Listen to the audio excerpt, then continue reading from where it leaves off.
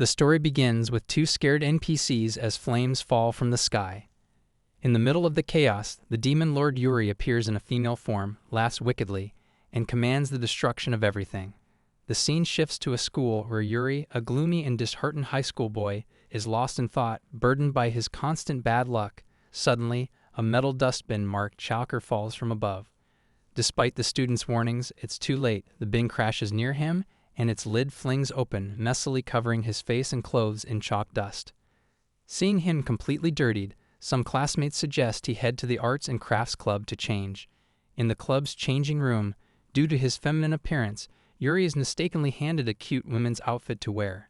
Frustrated and humiliated, he yells in protest, dives out the open window, only to slip on a banana peel and tumble through a chain of unfortunate events. Now sitting on the road, angry and embarrassed, he grumbles to himself. He decided that he'd be unlucky in real life, but believed the game world would be his escape. The new gaming technology has developed a full drive system, and he hopes that his bad luck won't follow him into the VR world. Now back at home, Yuri lights up with excitement as he sees the package waiting for him. It's the VR goggles for the ultra-immersive fantasy RPG, Blade Skill Online. Lying on his bed, holding the device in his hands, he can't stop smiling. Today is the official launch, and he's been waiting for this moment. After researching the game thoroughly, he discovered that investing attribute points in luck might actually lead to a fortune-filled adventure. With that thought in mind and a hopeful grin, he puts on the VR headset and dives into the game. In an instant, glowing streaks of light cut through the darkness. A soft, cheerful voice greets him, and a cute, smiling fairy appears. She welcomes him warmly and explains that he's now in the character creation room. Curious, Yuri asks who she is, and the fairy introduces herself as Navi, his personal guide, whose job is to assist adventurers on their journey. Yuri stands frozen, amazed by how real everything looks, like he's truly inside another world. Eager to move forward, he asks Navi to get to the point. With a bright smile, she swipes her hand and a glowing screen appears, asking him to enter his player name. He quickly types in his real name, Yuri. Navi happily moves to the next step, class, weapon, and skill selection. The list is long, almost endless, and Yuri feels a bit overwhelmed. Navi cheerfully tells him to take his time and even offers to help. She suggests a sword, scythe, or even scissors. Yuri laughs and teases, who would ever use scissors in a game?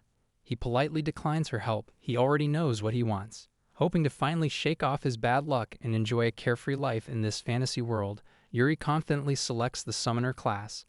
For his weapon, he smiles and chooses the bow. Navi briefly looks surprised but quickly regains her cheerful tone and hands Yuri a glowing panel to choose his skills. Her odd reaction makes him a bit wary, especially since he remembers reading that these weapons are meant to fight huge monsters. Still, as Navi casually presents 3 skill options, Yuri brushes off the concern. Maybe it's just part of the new launch, he thinks. Confidently, he opens the skill menu. He picks Last Stand, which boosts recovery when HP is low, Fatal Strikes for double damage, and Luck Boost, which raises his luck by 10%, also enhancing the first 2. With everything set, Yuri beams with excitement. To him, this game isn't about being powerful, it's about finally living a happy, lucky life without worries. Yuri looks at his stats, a massive 110 points in luck. He grins, realizing that even if other players gain 10 points per level, he's already 5 times luckier than anyone else. The thought that no one could ever catch up fills him with pure joy. This blessed life he's dreamed of finally feels real. Just then, Navi asks him to customize his appearance. The default model is based on his real looks, but modified enough to stay unrecognizable. As he considers a more masculine and powerful look, something bold to match his new life, Navi playfully suggests using the random appearance feature instead. Yuri excitedly chooses the random appearance option. Navi, delighted by his decision, happily activates the transformation and explains that she'll still be able to recognize him whenever he enters town. With a cheerful smile, she wishes him a journey filled with dreams, hope, and thrilling battles. In a bright flash of light, Yuri is transported into a bustling town. The stunning buildings, lively atmosphere, and delicious street food smell amaze him. Lost in thought, he strolls down the street, completely unaware that someone nearby is repeatedly calling him Miss. Suddenly, a towering, muscular barbarian with a friendly grin grabs his shoulder. The man, Dona, addresses him as a young lady and asks if he's alone, lightly complaining about being ignored. Yuri turns around, confused about why he's being mistaken for a girl. Annoyed, he glares at Dona, thinking he must be joking. He silently mocks the barbarian's bald head and assumes it's just teasing. But Dona seems genuinely puzzled. He points out Yuri's silver hair, red eyes, and soft, elegant features, calling him the perfect image of a noble lady. Still frustrated, Yuri brushes it off as nonsense. Then, as he stumbles near a fountain and catches sight of his reflection, he freezes. Staring back is a beautiful girl with silver hair and crimson eyes. A wave of disbelief crashes over him as he realizes the random appearance has completely transformed him into a girl. Upon seeing Yuri's shocked reaction, Dona bursts into loud laughter, clearly amused by Yuri's unexpected transformation into one of the most stunning women in town, all thanks to the randomized appearance option. Yuri, now visibly annoyed and irritated, sits at the edge of the fountain, trying to process his frustration. Dona, still chuckling, can't help but tease him, not just about his appearance but also for choosing the summoner class and using a bow, suggesting it only worsens his bad luck. Yuri shoots an irritated glare at him, clearly unimpressed by the mockery. Trying to make sense of it all, he asks in confusion why Dona finds his weapon choice so funny. After all, he'd heard bows were supposed to be powerful.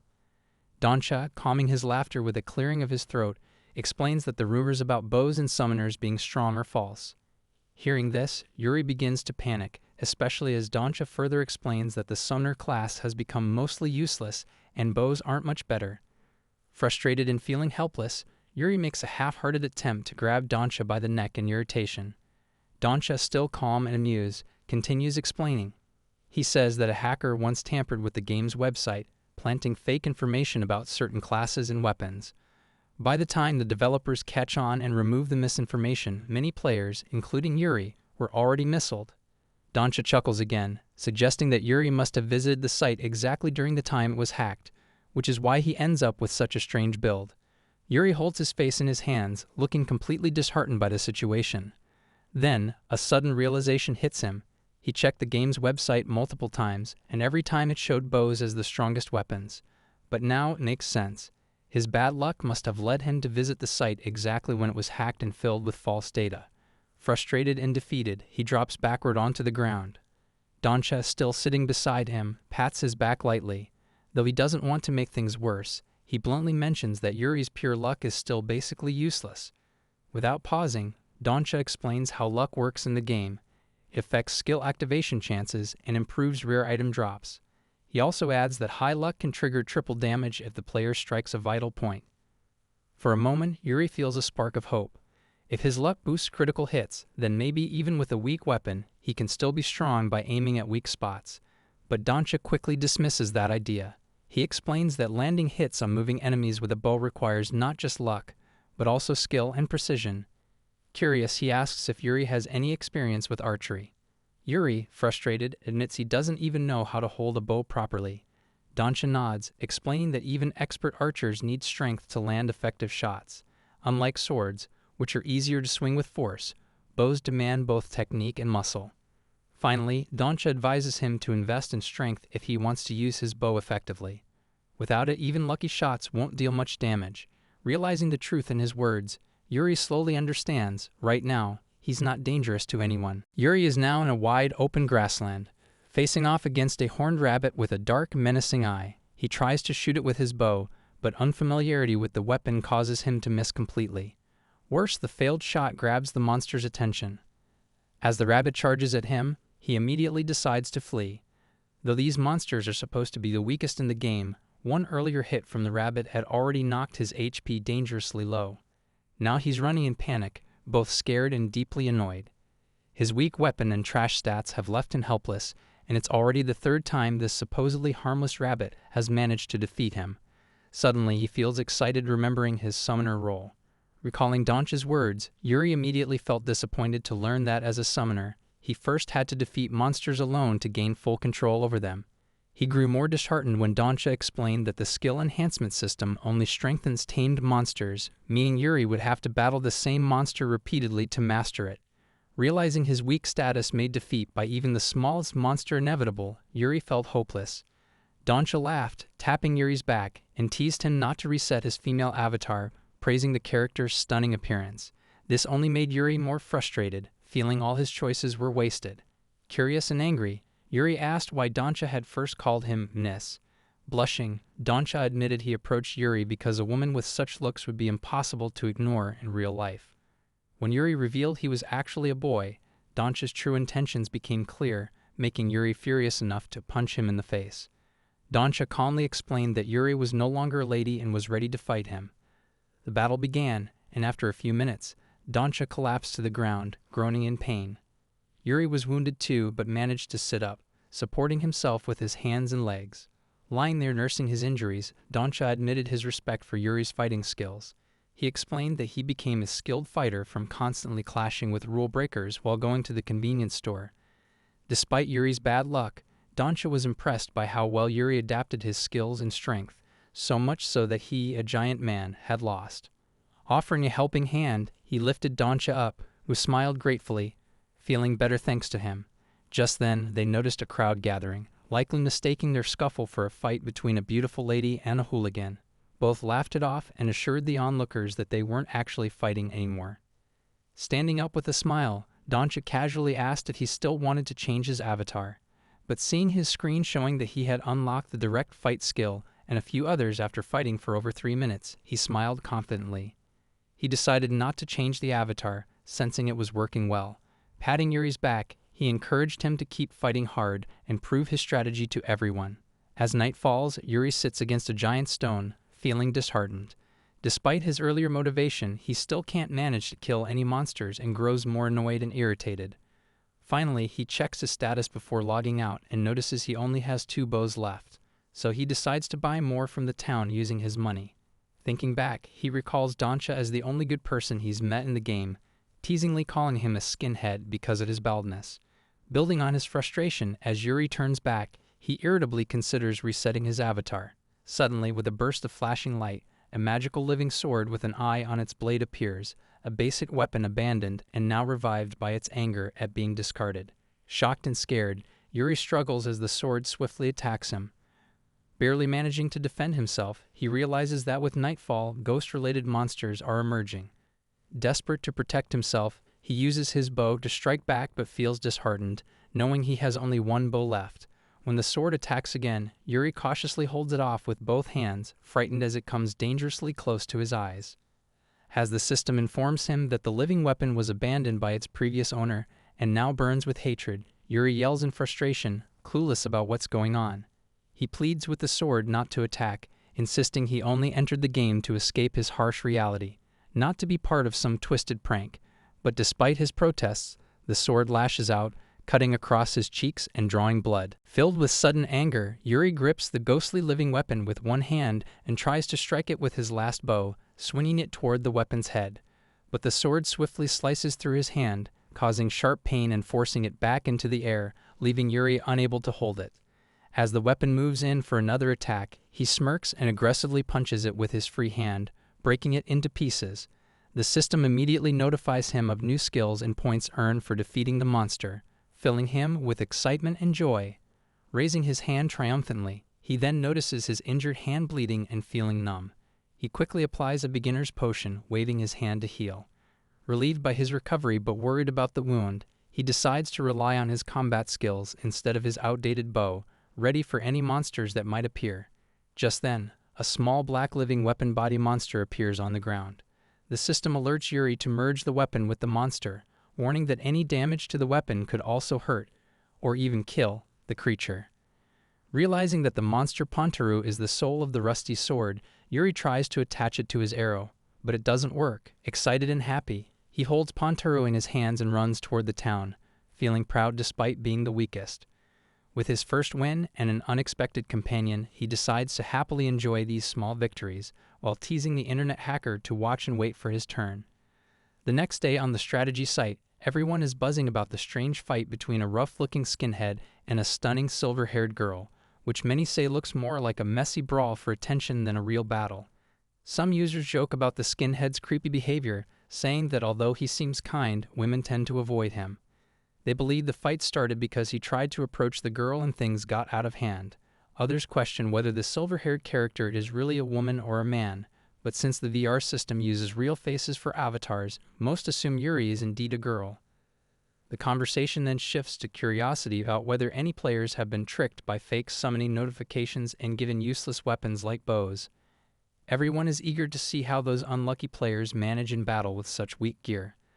The scene shifts to Yuri, who excitedly aims his bow, commanding his summoned beast Pontaru to strike. In a flash, Pontaru dashes along a zigzag path and lands a direct hit on the monster rabbit's head, instantly defeating it. The weapon quickly returns to Yuri's hand just as the system notifies him. Critical hit skill activated. He struck the rabbit's weak point. Yuri beams with excitement. Thanks to the perfect combination of his luck, stats, and weapon, he's finally able to fight effectively. He realizes that, with Pontaru's help, even his seemingly useless bow has become a powerful and unpredictable weapon, something he first discovered when he used it as a blunt tool against a living magic weapon. As Yuri happily thinks about how his arrows return after each attack, meaning he won't run out of ammo, he suddenly notices a huge, furious wolf monster glaring at him. With a low growl, the beast charges and leaps straight at him. But just in time, Pontaru launches the arrow again, striking the monster square on the head. The system instantly flashes. Speed burst art activated. Yuri stares at the screen in shock. The monster he just defeated was a rare type, and the rewards prove it. He earns a large number of points along with a powerful new ability, Heartless Shinigami. Overwhelmed with joy and gratitude, Yuri smiles deeply, feeling both excited and humbly thankful for how things are finally turning in his favor. Now he turns his thoughts to his one remaining problem, his weak equipment. Ever since being teleported, he hasn't upgraded any of his gear, but after earning more item drops and gold from recent battles, he finally decides it's time for an upgrade. He walks through a strange, narrow corridor, one known for hosting expert craftsmen. Hoping to find a skilled, experienced smith, he moves ahead with purpose. Just then, he hears someone behind him call out politely, referring to him as a pretty silver-haired Oni-chan, and asking if he would play with them. Yuri freezes, visibly annoyed and frustrated. He really hates being mistaken for a girl. With a heavy sigh, he turns around only to be met with an unexpected sight. Standing there, smiling calmly, is the skinhead. Yuri shouts in disbelief. While eating at the restaurant, the skinhead casually asks why he came to the alley. He explains that he's looking for a skilled craftsman to upgrade his old equipment.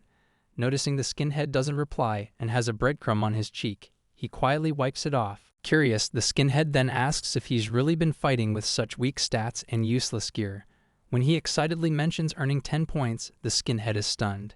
He struggles to believe someone could win battles with such trash equipment and looks at him with disbelief and confusion.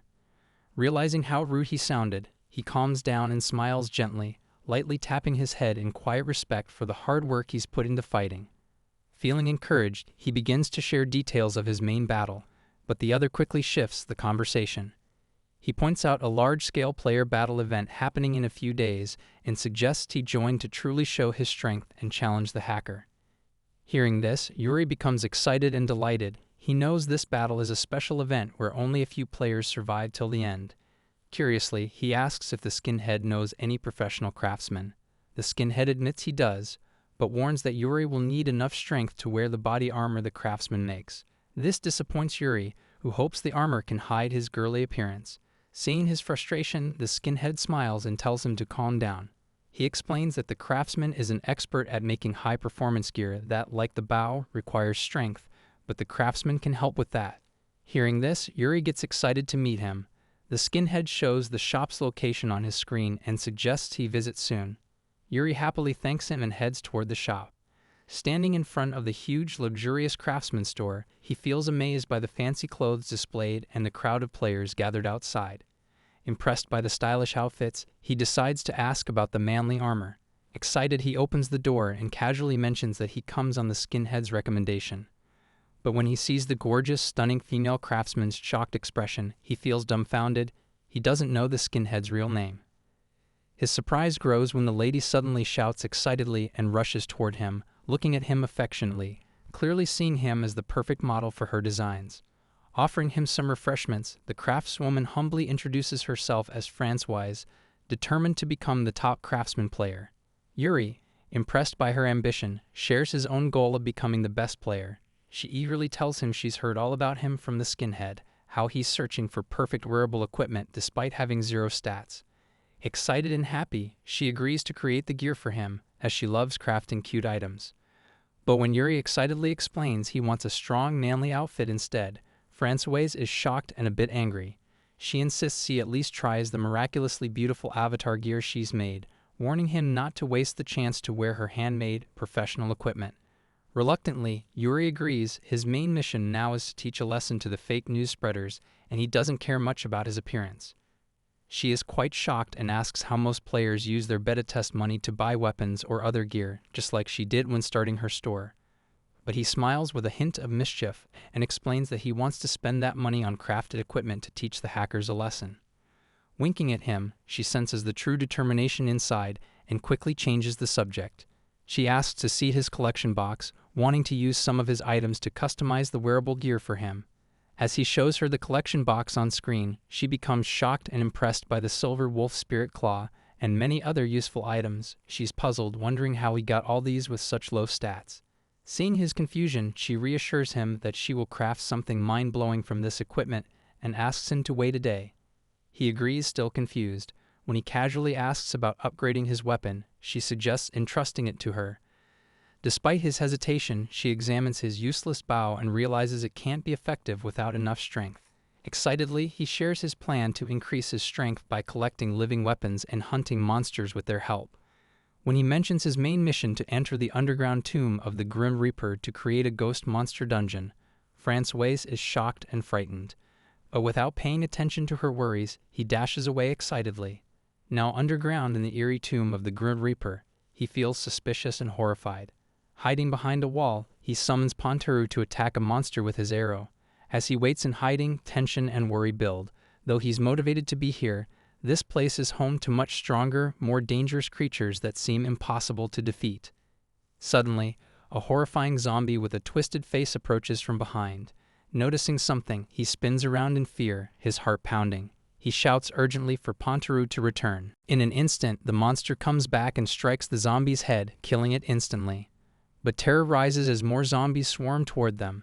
The battle drains his HP to 1, yet determined despite the fear, he sends Pontaru again to fight off the attackers. Seeing even more zombies approaching, some retreating and regrouping, panic overtakes him. Frightened, he runs away as fast as he can.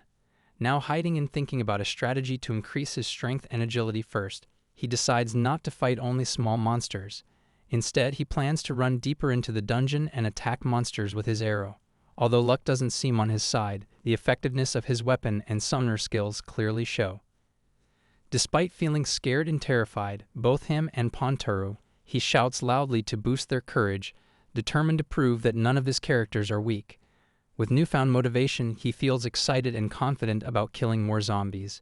But when he checks the items in his store box, suspicion creeps in. His shock deepens as he finds the necklace of the evil god, a rare accessory with a very low drop rate, only available to players with 1 HP that automatically triples luck status. Along with it, the Ring of Curse, also rare and meant for 1 HP users, appears on his finger. This confuses him greatly since no one else seems to have these strange accessories that boost luck. Realizing he's now equipped with 3 powerful accessories after the fight, the system urges him to choose wisely. Though hesitant to wear such unusual items, he suddenly notices that despite having only 1 HP, his luck has tripled, activating the Fighter Spirit skill. A system notification confirms his luck increases by 600 times, unlocking powerful damage-boosting skills. Filled with excitement, he decides to return to the dungeon to kill all the zombies and collect more living weapons. As he enters the dungeon again, the system reminds him of the game's main purpose. The Demon King has scattered dungeons across the world, and his mission is to defeat them all for peace. Even during the beta test period, players who conquer these dungeons become famous. Nadi also warns him that the zombie monsters keep attacking, even when torn apart. Despite this, he continues fighting and killing many zombies, blood splattered all over him and his face. Meanwhile, Nadi motivates him by explaining that when his HP hits 0 during battle, his strength will triple. He laughs and replies to the system's fairy that he's not planning to keep playing with such dangerously low HP all the time. Sitting atop the many defeated zombie bodies, he feels excited and victorious, waving his bow high as all his skills and tactics level up. Yet he becomes suspicious and surprised that with such weird and trashy equipment, he still manages to defeat so many zombies. Seeing Pontaru exhausted and wearing an angry expression, he laughs, knowing this living weapon has been overhunted. Suddenly, a strange light flickers behind the black, horrifying door. Then, giant, terrifying monsters emerge from it.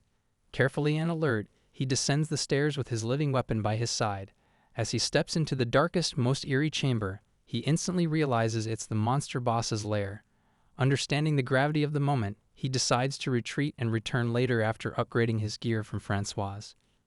Just then, the system announces to all players the names of those who have defeated the Goblin King. Remembering that anyone who conquers a dungeon boss earns fame, he feels inspired and determined to take on the zombie monster, believing it won't be too tough or dangerous. At that exact moment, a loud, terrifying voice echoes in the darkness, asking if he dares to challenge the monster boss. It adds that many adventurers have fallen trying to defeat the Goblin King, so Yuri, as a player, is now their enemy. The voice belongs to the boss monster, a massive living armor knight, wielding huge swords in both hands. Seeing this enormous and powerful figure, Yuri feels a surge of fear and horror, realizing this foe is far stronger and more dangerous than any he's faced before. At that moment, as the boss swings his swords to strike, Yuri quickly realizes the danger and dashes away with his living weapon.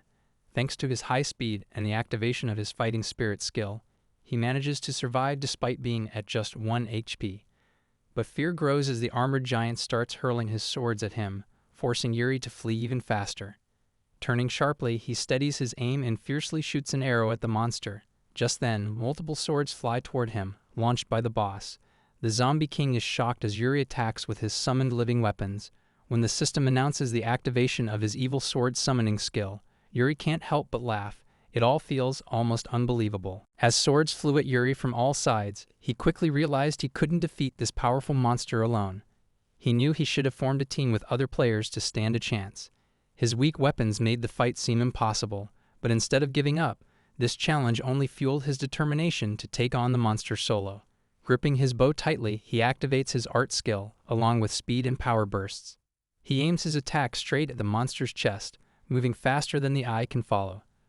The monster is stunned. A single thin arrow summoned with many living weapons strikes him. Proudly, Yuri explains that the arrow carries 5 of his strongest summoned monsters inside it. Filled with anger at being challenged by a weak summoner, the demon angrily attacks with a storm of swords. But Yuri, unafraid, calmly readies his arrow and takes them all down. The demon is shocked to see Yuri defeat all his powerful weapons with just 5 arrows. While winking playfully, he teases the monster, saying it's wrong to underestimate him since he's gathered all the living weapons and their allies. For the first time, his luck is incredibly high. The knight, annoyed and shocked by this strange fighting style, listens as he proudly explains his unique technique. Then, controlling all his summoned weapons, he strikes back, shattering the demon's swords and other arms. As the Demon King's weapons fly toward him, the king angrily draws his long, powerful sword and warns him to stop the childish fighting and face him as a true warrior, one who will end him. As the monster prepares to attack, Yuri quickly plans a close-range strike. Holding an arrow in his hand and wearing a clever smile, he dashes toward the beast. When he hits, the monster is stunned by the unexpected close attack, something that seems impossible. Then Yuri aims another arrow and, with a slow, deliberate throw, drops his bow. The Monster King is shocked and scolds him for throwing away his weapon. Yuri calmly replies that this monster once threw his swords at him, proudly explaining that his own arrows carried the strength of his living weapons. He even teases that throwing his bow won't weaken his attack. Suddenly, cracks appear on the monster's strongest sword, leaving it damaged. The monster is confused and shocked that such a tiny arrow could cause this. Yuri proudly calls himself clever, explaining that he infused the power of his living weapons into those 3 arrows, launching them with the strength of his loyal allies. Though the arrow breaks after hitting the great sword, Yuri smiles calmly and explains that its durability becomes infinite thanks to the bond with his living weapon subordinates. Gripping an arrow once again, he summons Pontaru for another strike. This time, to everyone's surprise, the attack slices from the monster's head down to its legs, scattering parts and blood everywhere. Though defeated, the monster fiercely tries to fight back with its remaining limbs, showing a powerful will that impresses him. But he stands firm, holding 3 arrows tightly, shouting with determination as he launches them at the monster's moving parts to finish the battle. In the end, the Demon King is stunned by this unusual fighting style, collapsing completely, blood splattered all around. At that exact moment, the system congratulates him for successfully defeating the dungeon boss, the sentient weapon knight. it announces to all players that he and Pontaru have gained a massive amount of experience, leveling up by 20. Seeing that he has unlocked 4 new skills, he feels a surge of excitement and happiness. His joy grows even more when he realizes his luck stat has skyrocketed to 1200, an incredible feat considering he only used starter items. With a playful smile, he jokes to himself, refusing to take the kill's strange name seriously because, after all, he's just a normal person. Following the system notification revealing that Yuri now has a total of 11 Pontaru and even 1 armored knight as his subordinates, he becomes thrilled at the idea of commanding a full 12-slot squad, now perfectly complete. Thanks to his significant boost in stats and skills, he decides to focus on strengthening his abilities further after retrieving the special armor from Francois. Meanwhile, the system globally announces that Yuri has successfully defeated the sentient armored knight for the first time, leaving all the players shocked. With a proud smile, Yuri reflects on his victory. What once seemed impossible with his so-called useless bow and weapons had now become a legendary achievement. Feeling satisfied, he decides to take a 3-day rest before diving back in with full force, determined to destroy everything in his path during the following 3 days. While all players online hear the shocking news about someone soloing a dungeon boss, the entire server is thrown into disbelief. Many refuse to believe it, until the well-known skinhead joins the global chat and introduces himself as Zansford, a member of the Goblin King's fastest clear party. Despite everything, the other players stay skeptical, firing off questions. What weapon did Yuri use? What are his stats? What does he look like? Is he even real? But Zansford stays calm and refuses to share any details about Yuri's status or background. Instead, he smiles nostalgically and starts praising Yuri, his charm, surprising good looks, strong presence, and the innocent way he smiled while eating a burger with him. The players grow frustrated, demanding he stop with the personal stories and just tell them what Yuri is really like. But Zansford just smirks and says they'll have to hear his story, like it or not. Meanwhile, across town, Yuri walks up to Francois' shop. The moment she sees him, she lights up with joy and warmly congratulates him on his win. She's truly moved, remembering how surprised she was when he first said he wanted to become the strongest player, even with the weakest gear. Then, as the screen displays a gift receipt message from Francois-san, Yuri eagerly opens it. In a sudden flash of light, surrounded by a glowing, radiant aura, his avatar transforms, revealing a stunning new black and white outfit, sleek, powerful, and elegant. But upon seeing his new outfit, Yuri becomes visibly shocked and embarrassed. It was far more stylish and much more feminine than he ever expected. He had been hoping for something a bit more practical or rugged. Meanwhile, Francois, blushing and smiling affectionately, proudly explains her design choices. She had poured her heart into creating this striking black and white ensemble, complete with a sleek black scrunchies and layered outfit to make him stand out like an idol. Though still confused and unsure how to react, Yuri quickly opens the system menu to check the armor stats, choosing to ignore Francois' slightly pouty, expectant gaze. The moment he sees the stats, however, his eyes widen in disbelief. Every piece, headgear, body armor, and footwear, grants an incredible plus 30 to both luck and HP. Overwhelmed with joy and surprise, Yuri can't help but grin widely, and his excitement is so contagious that even Francois breaks into a proud, happy smile, her earlier frustration melting away. Still concerned about improving Yuri's overall combat capabilities, Francois insists that he needs more than just flashy luck to stay on top, especially if he wants to keep outperforming other players. But Yuri, already confident, grins and calmly explains how he intentionally reduced his HP to 1 in order to maximize his luck stat. The moment she hears that, her eyes go wide with disbelief. He explains, smiling, how he intentionally reduces his HP to 1 and maxes out his luck stat. She is stunned to learn that he even defeats a powerful monster lord using only luck and a single point of HP. With a grin, he says, "A true man aims to be the one."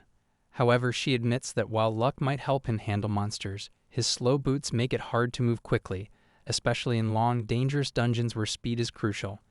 Thinking quickly, he suddenly and excitedly calls out his cute black mini-summon creature, Makan. To her shock, he introduces it as the sentient armored knight boss he defeated just yesterday, leaving her even more stunned. He explains that, although the monster wouldn't normally obey, his 1200 luck stat allowed him to successfully tame it. He then tells Mekan to possess his boots to help manage his speed, but the creature refuses to enter. With a sly smile, he lifts his cloak slightly and cleverly asks Maken to possess him instead. Instantly, Maken dives into his boots, just as he had planned all along. Now with this living monster fused to his gear, the system confirms that he can finally control his speed. Now his status screen appears, showing he's level 20, wielding a bow, and his job is summoner. He has multiple skills and plenty of equipment. When he looks at his luck stat, his shocked expression catches her attention. She tries to reassure him that even 1200 luck is incredible, but when he reveals it has risen to 1800, she's even more stunned. Determined, Yurio aims to push his luck to 2000 by nightfall. She stops him, warning that managing the over-harvested materials with such high luck will be difficult. Meanwhile, the system announces the names of team members who bravely defeated powerful monsters in different locations, including the dungeon and forest. It highlights Reinhard von Edelfelt, who single-handedly killed the giant gorilla. People immediately recognize that the last name announced belongs to the Zensru party, famous for using katanas during the beta test. Many express their surprise and excitement about Yuri, who single-handedly killed the monster.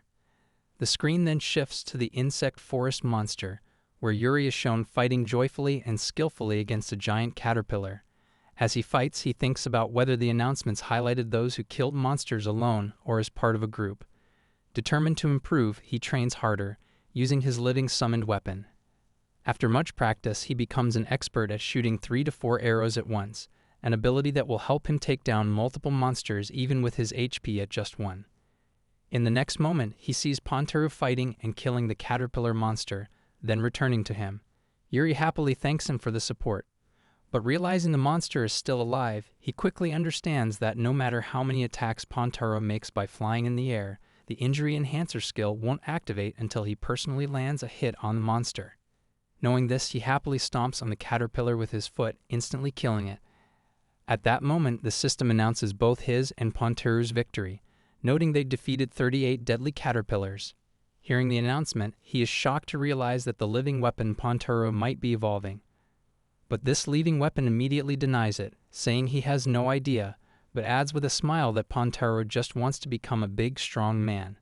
He becomes deeply emotional and blushes, touched to see all his living weapons, including Panjaru, blessing Pantaro for this victory. But his feelings are suddenly interrupted by the frightened, trembling voice of a girl shouting for help.